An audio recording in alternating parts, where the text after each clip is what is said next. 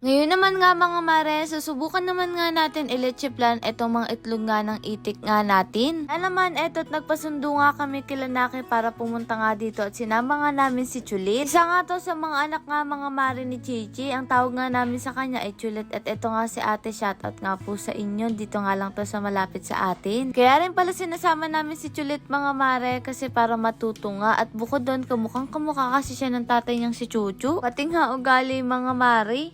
Pagdating pa nga lang namin, nag-asikaso na nga sila sa pagpupunas nga dito ng itlog ng mga itik. Dahil si Naki naman ay pumunta nga sa bilihan nga ng gasol. Bale kasi may dalawa nga tayo ditong super kalan at ay nang gagamitin nga natin. Kaya habang wala pa nga sila, inasikaso na nga rin namin dito yung mga kailangan nga nating gawin. At eto, nagugas na nga sila mga mare ng kamay parang kumuha na nga rin ng itlog. Yung paghiwa-hiwalayin nga yung puti sa pula. Sabi nga ni Ran, nagtrabaho siya mga mare sa restaurant, ay ganito nga daw yung paraan nga nila para nga daw mabilis. Pero totoo naman nga mga mare, sobrang bilis pala kapag nga kinakamay. Huwag po kayo mag-alala, nagugas naman nga si Ran, kaya okay lang. Syempre ako, ang ambag ko nga sa kanya for the chika-chikahin nga siya ng mga oras nga na yan kasi wala pa naman akong gagawin. Ay, may paganyan pa nang nalalaman. Tinanong nga rin niya ako kung ilan nga ang peraso nga mga mare, sabi ko ay 30 pieces nga. Ito nga kagandahan sa mga itlog nga natin, talagang sobrang lalaki kaya maganda nga ito i-leche plan. May nag-comment nga na hindi nga daw to pwede i-leche plan. Pero nasubukan ko naman nga mga mare, masarap nga. At eto, nakalimutan pa nga namin yung panghalo kaya chinaga na nga namin sa sandok. Sabi ko nga kay Ran, wag na siya magreklamo kasi nung araw naman wala namang ganong panghalo. Bakit nakakapag-leche plan? O siya, eto tuwang-tuwa na naman nga, baka mapalpak nga ito. Pero hindi naman yan mga mare, tiwala lang. Bale kasi yung pangalawang gawa ko na ito, nung mga nakaraan gumawa nga ako, kaya lang hindi ko na nga na-vlog kasi baka nga palpak. Abay ako'y nahihiya nga mga mare kapag nga palpak yun. Pero sabi naman ni mama ay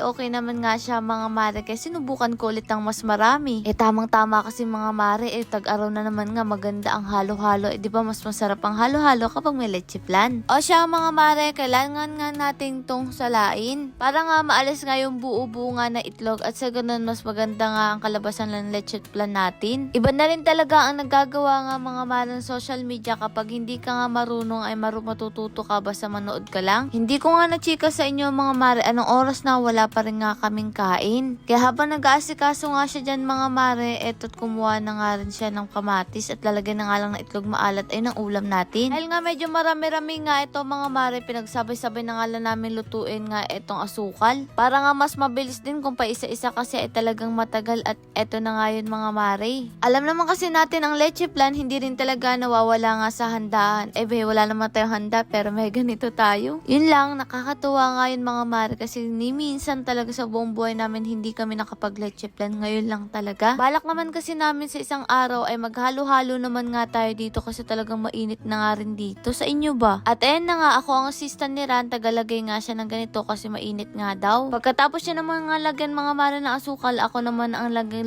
ng itong mga itlog. Etong recipe nga lang na to ay nakita ko nga lang sa YouTube. Si maging si mama ay hindi rin naman sanay mag-leche plan. Pagkatapos nga nun, eto't pinagsasalin-salin ko na nga rin mga mare, naway hindi nga ito mapalpak. Dahil sa totoo lang, kinakabahan nga ako. Dahil mas marami nga ito kaysa nga nung nakaraan. At eto nga mga mare, binalot na nga rin namin ng foil. Kailangan kasi natin tong balutin mga mare. Dahil nga magpapakulo tayo at yung usok nga nun ang magpapaluto nga dito. Si Ran na nga rin ang gumawa at ako na lang magbabantay mamaya. At eto, nagparikit na nga rin si Ran. Tingnan nyo mga mare, yari na naman kami nito kay mama. Diba na chika ko nga sa inyo sila Plake ay pumunta nga sa bilihan nga ng gasol. Kaya alam kahit anong libot daw nila wala daw silang nakita kaya no choice kami. Pagdating nga namin mga mare dito sa bahay, abay napagalitan nga kami. Abay bakit daw nga naman ginawang uling etong kalan? Ay kalan tuloy kaldero. Bakit hindi na nga lang sa super kalan inilito? Ang sabi ko nga ay hindi nga nakahanap nga ng magpapakargahan. At tot sinalihan ko na nga rin mga mare kasi talagang umuusok-usok na nga. Kayong mga mare, anong paraan nyo ng paggawa nga ng leche plan? Yung iba kasi daw ay itlog nga ang pinaggagawa. Sabi kasi nila mas malangsa daw kasi ang itlog nga ng itik. Pero may nabasa naman ako, masarap din naman daw gawin nga ang itlog nga ng itik na leche plan. Nasa pagluluto nga daw yun at pamamaraan nga mga mare. O siya, habang sinalang ko na nga lahat, eto't kumain muna nga kami kasi gutom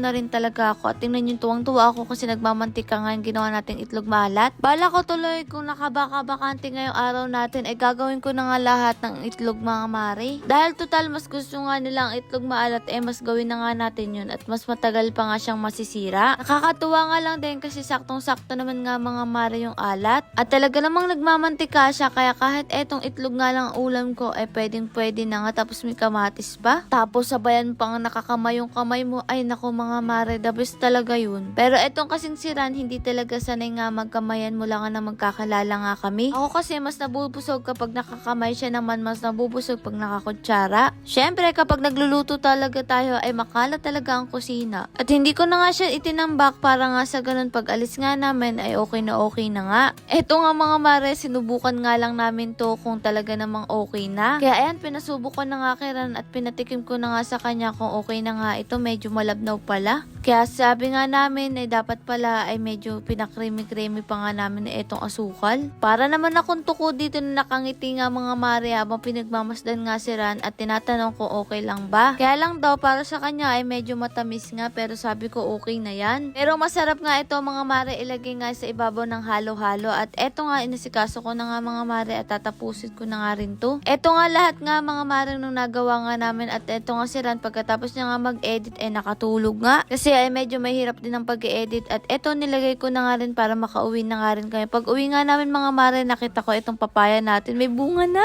Tuwang-tuwa nga ako kasi pwede na nga tayo magtinola kasi meron ng papaya, meron ng kamatis, ay kamatis malunggay. Kulang na nga lang manok. Lord, maraming salamat sa lahat ng blessing at syempre sa inyong mga mare. Paano ba yan? Bukas na lang ulit!